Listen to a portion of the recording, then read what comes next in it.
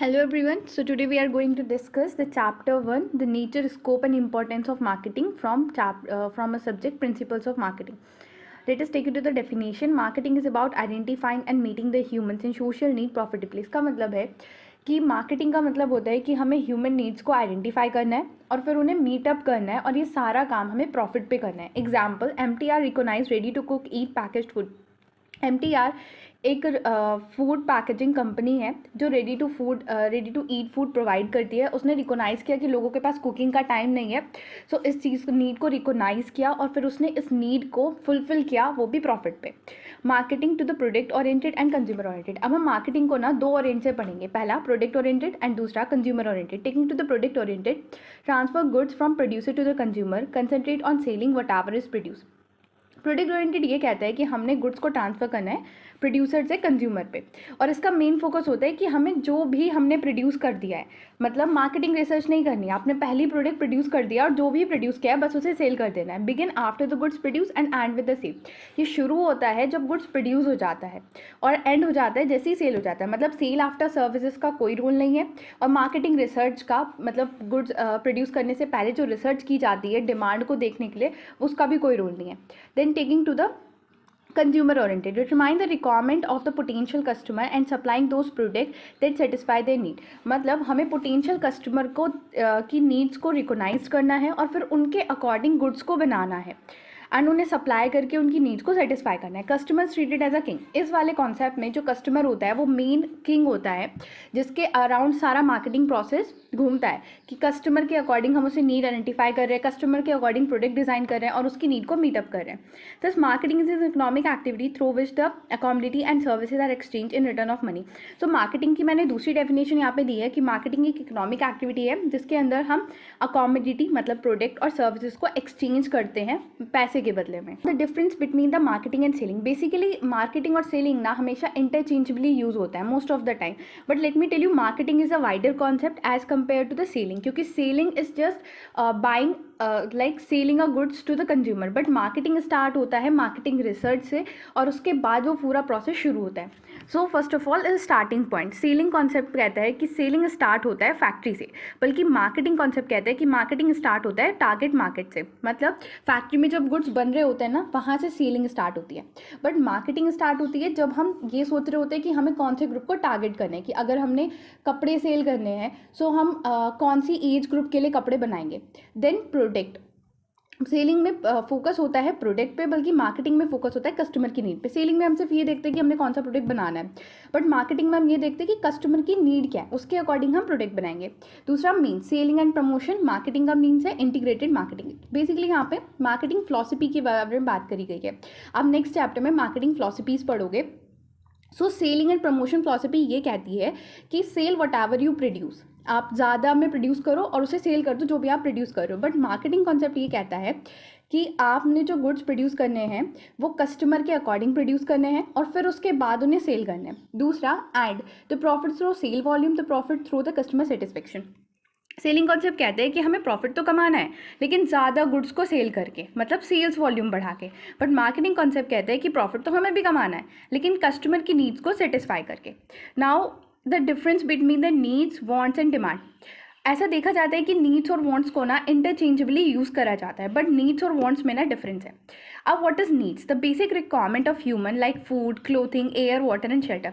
जो ह्यूमन्स की basic requirement होती है ना, जैसे खाना, रोटी, कपड़ा, मकान, वो नीड्स में आता है.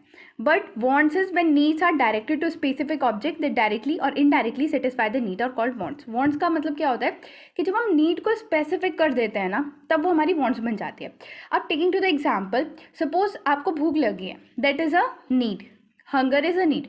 बट आपको भूख लगी है इसलिए आपको रसगुल्ले खाने हैं, so that is a want. क्या आप स्पेसिफिक हो गए हो कि खाना क्या है? रसगुल्ले. So what is demand? Those wants which are back by purchasing power और कॉल डिमांड. अब उसी एग्जाम्पल को ना आगे बढ़ाते हैं. आपको भूख लगी थी, दैट इज नीड. आपको रसगुल्ले खाने थे, दैट इज वॉन्ट. बट आपके पास पैसे हैं उसे खरीदने के लिए, दैट इज डिमांड. मतलब आपकी वॉन्ट्स जिस प्लस आपकी परचेसिंग पावर, कि आपको परचेस करने के लिए पैसे हैं, that is demand. Now the type of need. So there are 5 type of need: stated need, real need, unstated need, delight need and secret need. So सबसे पहले stated need. अब यहाँ पे ना हम एक एग्जाम्पल लेके चलते हैं कि एक पर्सन है एक्स, उसने कार खरीदनी है, ठीक है। सो स्टेटेड नीड्स क्या है कि कस्टमर वांट अ कार, उसने जाके बता दिया शोरूम पे कि I need a car, so that is stated need. Then real need, अब उसने कार खरीदनी है, ये बात उसने जाके बता दी, बट उसकी रियल नीड क्या है, car need with a low operating cost, कि वो अपने मन में क्या सोच के आया है कि मेरे को जो कार चाहिए वो लो ऑपरेटिंग कॉस्ट की चाहिए। अब जाते आप ये तो नहीं कहोगे ना I need a car with low operating cost, आप पहले ये कहोगे कि I need a car. Then आपने रियल नीड बताई कि you need a car with a low operating cost. Then unstated need sale after services for car dealer. अब ये होती है कि अनस्टेटेड नीड होती है, मतलब कि कार खरीदने के बाद जो सेल आफ्टर सर्विसेज है वो हम डीलर से एक्सपेक्ट करते ही हैं, ये हमें जाके बतानी नहीं पड़ती, क्योंकि कार की सर्विस तो कराएंगे ना हम। सो डिलाइट नीड्स वो नीड्स होती हैं जो अगर हमारी पूरी हो जाए ना तो हम बहुत खुश हो जाते हैं, जैसे कि provide car accessories like music system, कि हमने कार ली, हम अपना एग्जांपल ही कंटिन्यू कर रहे हैं कि हमने कार ली और उसके साथ साथ हमें कार एसेसरीज एक म्यूज़िक सिस्टम भी उसमें फ्री मतलब फिट करके दे दिया, तो अगर वो पूरी हो जाए ना तो हम बहुत खुश हो जाते हैं, that is delight need. Then a secret need वो नीड्स होती हैं जो हम किसी को बताते नहीं हैं, but we have them in ourself, like friends see as a rational consumer, कि अगर मैंने कार ली है, मैं चाहती हूँ कि जो मेरे फ्रेंड्स हैं वो मेरे को एज अ रैशनल कंज्यूमर देखे कि हाँ मैंने कार ली है, बहुत सोच समझ के लिए और बहुत अच्छी कार ली है। Now the elements of marketing, so first one is two party, at least two party, the buyer and seller. The elements of marketing में आते हैं कि एटलीस्ट टू पार्टी उसमें होनी चाहिए, एक बायर एक सेलर। अगर दो पार्टी होंगे नहीं तो एक्सचेंज कैसे होगा। Second, exchange of value, must exchange some value like goods and service money, मतलब अगर हमारा मार्केटिंग प्रोसेस हो रहा है तो उसमें कोई ना कोई वैल्यू एक्सचेंज होनी चाहिए, जैसे कि गुड्स एक्सचेंज हुए कि बायर ने पैसे दिए और सेलर ने उसको गुड्स प्रोवाइड किए, so there must be exchange of value. Then satisfaction, the objective of marketing is to satisfy the human need and attract the other. जो मेन ऑब्जेक्टिव होता है मार्केटिंग का वो यही होता है कि जो ह्यूमन नीड्स हैं हम उन्हें आइडेंटिफाई करें और सेटिस्फाई करें, सो इट इज़ द एलिमेंट। और जो बाकी लोग हैं उनको जो बाकी नीड्स हैं उन्हें आइडेंटिफाई करके हम पूरी करें और बाकियों को अट्रैक्ट करें कि हाँ वो लोग भी आएँ और अपना सामान मतलब हमारा सामान खरीदें। Then independent means party free to interact and accept और रिजेक्ट द ऑफर। ऐसा नहीं होना चाहिए कि किसी के सर पे बंदूक रख के बोलो कि अरे आपको ये तो प्रॉपर्टी डील ना साइन करनी है, ऐसा नहीं है, दोनों पार्टी फ्री होनी चाहिए, they are free to accept और to reject the proposal. Now, thus, within a marketing, all those activities are included which are concerned with the utility of place, time, and ownership. Now, the nature of marketing. So, marketing को ना एक separate discipline पहले नहीं बनाया था, पहले marketing को considered किया जाता था as a part of economics, but later on इसमें डेवलपमेंट हुए और मार्केटिंग को एक सेपरेट डिसिप्लिन बना दिया। So now the marketing has its own specific nature.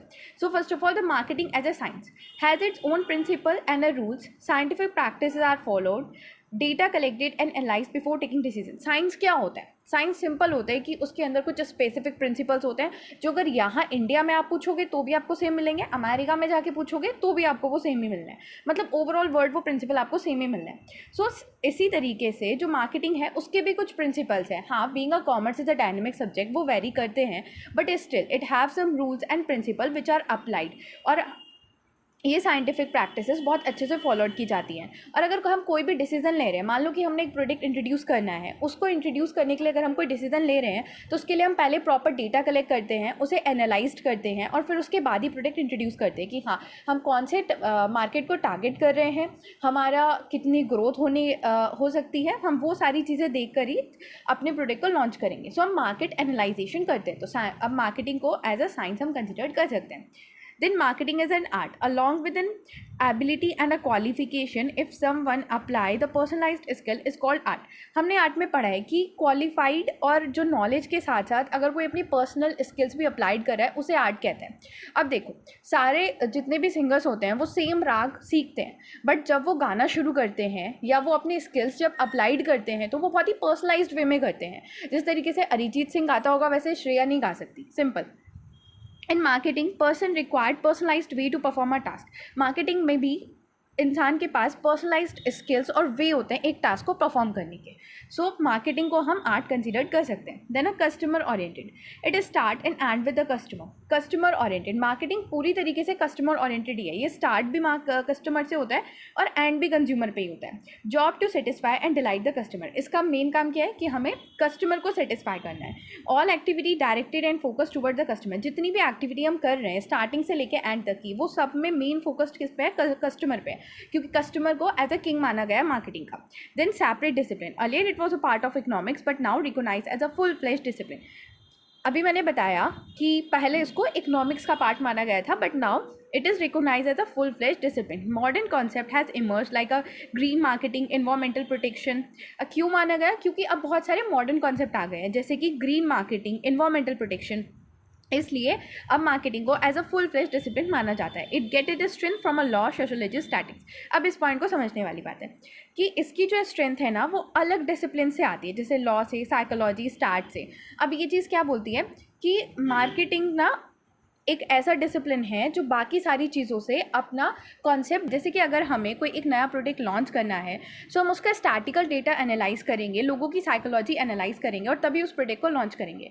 So basically इसमें हम बाकी सारे डिसिप्लिन्स के कुछ ना कुछ मेन कोर कॉन्सेप्ट पढ़ते हैं. So it derive it strength from the different discipline. Now marketing is a social process by which group or individual satisfy their wants or need. ये एक social process है और इसके थ्रू जो individual है या फिर ग्रुप ऑफ पीपल हैं वो अपनी नीड्स और वांट को सेटिस्फाई करते हैं.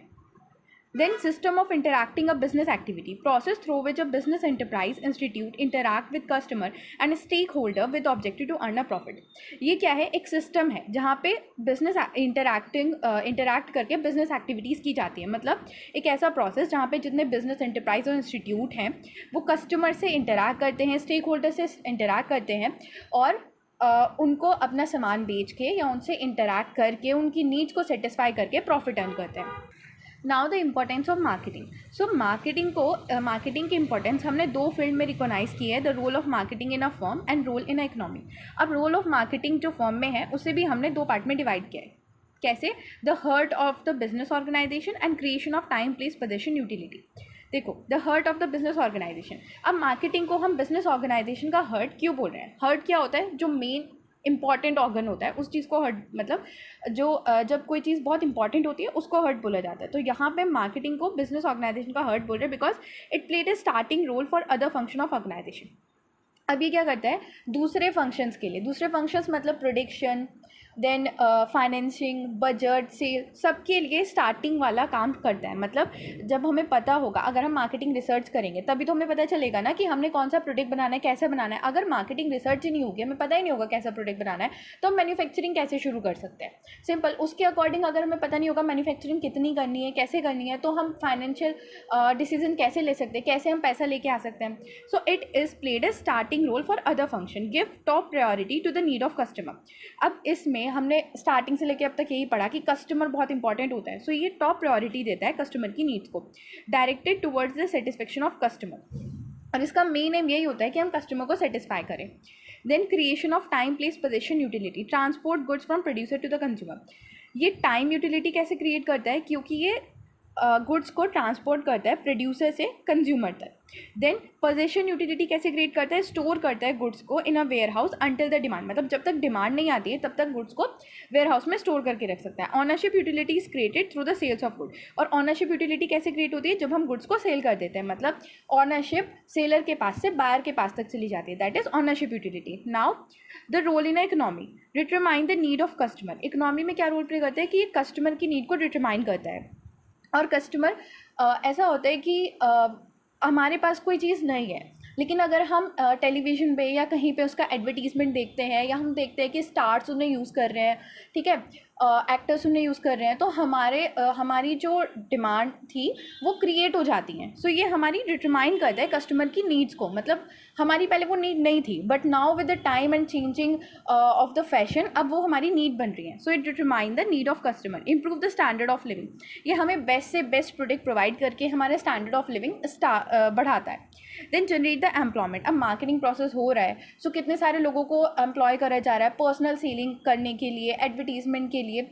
सो इस पूरे प्रोसेस में स्टार्ट एनालाइज करने में हम कितने लोगों को एम्प्लॉय कर रहे हैं, तो एम्प्लॉयमेंट जनरेट करता है, help in growth of economy. अब एम्प्लॉयमेंट जनरेट होगा, पैसे आएंगे, इनकम आएगा, इनकम टैक्स जाएगा, तो ऑफकोर्स इकोनॉमी तो ग्रो होगी। Now the function of marketing, the function of exchange, function of physical supply and facilitate function. Function of exchange is buying and assembling and selling. Function of exchange में first point है buying and assembling. Buying का मतलब होता है purchasing of raw material और finished goods for a purpose of resale, कि हमने कोई भी रॉ मटेरियल या फिनिश्ड गुड्स परचेस किया है और हमारा एम क्या है कि उसको हम दोबारा सेल कर देंगे। असेंबलिंग मतलब gathering of a product purchase from a different manufacture at a some central place, कि हमने डिफरेंट गुड्स परचेस करे हैं डिफरेंट मैन्युफैक्चरर से और उन्हें एक जगह पे हमने गैदर्ड कर लिया, that is assembling. Then selling, finding a customer, create a demand and transfer the ownership of goods to the customer. Selling का मतलब क्या होता है, ऑनरशिप ट्रांसफर करना, कि बायर सेलर से ऑनरशिप ट्रांसफर हो रही है सेलर के पास, कि हमने कस्टमर फाइंड किया, फिर डिमांड क्रिएट की और अब हमने ऑनरशिप ट्रांसफर कर दी, that is selling. The function of physical exchange, physical exchange के फंक्शन में आता है transportation, physical movement of goods from a place of production to the place of consumption. Transportation मतलब कि जब हम गुड्स का फिजिकल मूवमेंट करते हैं उस प्लेस से जहाँ पे वो प्रोड्यूस हुए हैं टू द प्लेस जहाँ पे वो कंज्यूम होने हैं। देन स्टोरेज और warehouse, preserving and storing a good until it is sale, bridging a gap between a time of production and consumption। मतलब जब तक उन गुड्स की डिमांड नहीं हो जाती है, हमने गुड्स मैन्युफैक्चर तो कर लिए लेकिन अभी उनकी डिमांड नहीं है, तो तब तक उन्हें प्रिजर्व करके रखना इज नोन एज स्टोरेज और वेयर हाउस फंक्शन। ये क्या करता है, एक ब्रिज बिल्ड करता है between the time of production and the consumption function. Facilitating function का फर्स्ट पॉइंट है marketing research. Marketing research means gathering, recording and analyzing all facts about the problem relating to marketing, systematic investigation of all relevant fact to the various aspect in a marketing। मतलब market के बारे में research करना, जितने भी fact हैं उनको gathered करना, फिर उन्हें एनालाइज करना और उसके बेसिस पर डिसीजन लेना, दैट इज मार्केटिंग रिसर्च, और ये फर्स्ट फंक्शन होता है। Then product planning and development, anticipating a customer need, developing new product, etc. Detailed investigation, design product, testing product in a market and introducing a product for a sale। Product planning and development में क्या होता है कि हम determine कर रहे हैं कि कस्टमर की नीड क्या है और उसके हिसाब से हम प्रोडक्ट को डेवलप कर रहे हैं। कि पहले नॉर्मल फ्रिज आती थी, फिर कस्टमर की नीड देखी, डबल डोर फ्रिज बनानी शुरू कर दी। पहले नॉर्मल लैपटॉप आते थे जिनका साइज़ बड़ा होता था, फिर कस्टमर की नीड देख के छोटे लैपटॉप लाने शुरू कर दिए हैं। So that is anticipating a customer need, कि कस्टमर की नीड को देख के हम प्रोडक्ट डेवलप करें। अब इसके अंदर ये सारे पॉइंट आते हैं कि हम नया प्रोडक्ट डेवलप करते हैं, फिर सेरेनिंग ऑफ आइडियाज़ को देखते हैं, डिटेल इन्वेस्टिगेशन करते हैं, फिर प्रोडक्ट को डिज़ाइन करते हैं, उस प्रोडक्ट को फिर मार्केट में टेस्ट करते हैं और फिर उस प्रोडक्ट को इंट्रोड्यूस करते हैं सेल के लिए। Then standardization and grading. Standard का मतलब होता है प्रेजेंट ऑफ सर्टेन क्वालिटी, कि कुछ क्वालिटी को हम ढूंढते हैं और उसके बेसिस पे हम कहते हैं कि हाँ ये स्टैंडर्ड है, कि अगर ये क्वालिटीज़ हैं तो these are the standard. Standardization का मतलब है process of setting certain standard for a commodity on a base of its desire quality. मतलब एक प्रोसेस होता है जिसमें हम सर्टेन स्टैंडर्ड सेट कर देते हैं कि अकोमोडिटी के लिए, कि on a base of desired quality, कि इसकी डिज़ायर्ड क्वालिटी क्या होगी उसके बेस पे हम एक प्रॉपर स्टैंडर्ड सेट कर देते हैं। जैसे कि अगर कोई हम बड़ी मशीन खरीद रहे हैं तो हम ISI मार्क उसमें देखते हैं क्योंकि वो एक स्टैंडर्ड है, तो दैट इज़ क्वालिटी। अब अगर कोई आप नॉर्मल क्लोथ्स भी लेने चाहते हो तो आप देखते हो brand name, that is also standard, कि हाँ आपने इस ब्रांड को बहुत ज़्यादा स्टैंडर्डाइज मान रखा है और आप उस चीज़ को दिमाग में रख के तभी आप कपड़े खरीदते हो कि इस ब्रांड के हैं तो बहुत ही बढ़िया होंगे। Then grading, division of product into classes, lot और group in accordance with the predetermined standard। अब जहाँ पे स्टैंडर्डाइजेशन नहीं चलता ना वहाँ पे ग्रेडिंग चलता है, और ग्रेडिंग मोस्टली चलता है एग्रीकल्चर प्रोडक्ट में, कि आप पहले से डिसाइड करके तो गेहूँ नहीं उगा सकते ना, आपने गेहूँ जैसे उगे हैं आपके, उसके बेसिस पे फिर आपको उन्हें ग्रेड करना होता है कि हाँ ये वाले गेहूँ A ग्रेड के, ये वाले B ग्रेड के, ये C ग्रेड के। तो इस तरीके से आप ग्रेडिंग मतलब क्वालिटी के बेसिस पे, आप उसकी क्वालिटी के बेसिस पे उसे बाइफरकेट कर रहे हो, so that it's grading. Fourth point is packaging, the act of designing and producing a package for a product. Packaging का मतलब क्या होता है कि एक रैपर तैयार करना किसी भी प्रोडक्ट के लिए, that is packaging. Packaging is refers to process of doubling a wrapper for a product. Then branding, the process of identifying a product with a name और ट्रेडमार्क। जब हम अपने प्रोडक्ट को किसी एक नेम या ट्रेडमार्क से आइडेंटिफाई करते हैं, दैट इज ब्रांडिंग। अब आप एक बैग लेने गए हो, सो सिंपल, अगर आपके प्रोडक्ट का नाम भी बैग ही है और दूसरे के प्रोडक्ट का नाम भी बैग ही है तो आप डिस्टिंग्विश कैसे करोगे। बट अगर आपको पता है कि आपको प्रोडक्ट लेना है, आपको बैग लेना है इस ब्रांड का, सो आप उसे ईजिली आइडेंटिफाई कर सकते हो कि हाँ ये ब्रांड का प्रोडक्ट है। It help in differentiate on product from a other, ये हेल्प करते हैं कि हम अपने प्रोडक्ट को ना दूसरे के प्रोडक्ट से डिफ्रेंशिएट कर सकें। अब अगर आप सोप खरीदने गए हो, आपने जाके बोला शॉप पे कि मुझे सोप दे दीजिए, तो ऐसा तो नहीं है ना कि वो आपको मतलब ऐसे बता के कोई सा कि आपने डिफ्रेंशिएट किया, नहीं किया ना, कोई भी डिफ्रेंशिएट नहीं किया, वो कोई सा भी उठा के आपको दे देगा। लेकिन आपने स्पेसिफिकली बोला है कि मेरे को लाइफ बॉय चाहिए, कि मेरे को डिटॉल चाहिए, तो वो आपको स्पेसिफिक सोप देगा। तो आप अपने प्रोडक्ट को कॉम्पिटिटर के प्रोडक्ट से डिस्टिंग्विश करने के लिए भी ब्रांड का यूज़ करते हो। Then pricing, value of a product और services express in term of money, product की जो भी वैल्यू होती है या फिर सर्विसेज की, और आप उसे मनी के टर्म में जब एक्सप्रेस करते हो उसे प्राइसिंग कहते हो। Depend on a factors like cost, demand etcetera. और प्राइसिंग बहुत सारे फैक्टर्स पे डिपेंड करती है, जैसे कि डिमांड कितनी है उस प्रोडक्ट की, फिर सप्लाई कितनी है, आपकी कितनी कॉस्ट लगी है उस प्रोडक्ट को बनाने में, accordingly. Then promotion, process of communication about product and services to the customer. Promotion में क्या होता है कि हम अपने प्रोडक्ट के बारे में किसी और को बता रहे हैं, that is promotion. Activities design to attract the buyer, promotions में हम अपने प्रोडक्ट के बारे में दूसरों को बता रहे होते हैं और हम एक्सपेक्ट कर रहे होते हैं कि कस्टमर ना अट्रैक्ट हो और हमारे प्रोडक्ट को परचेज करे, that is promote. That's all for today, thanks for watching and do subscribe the channel.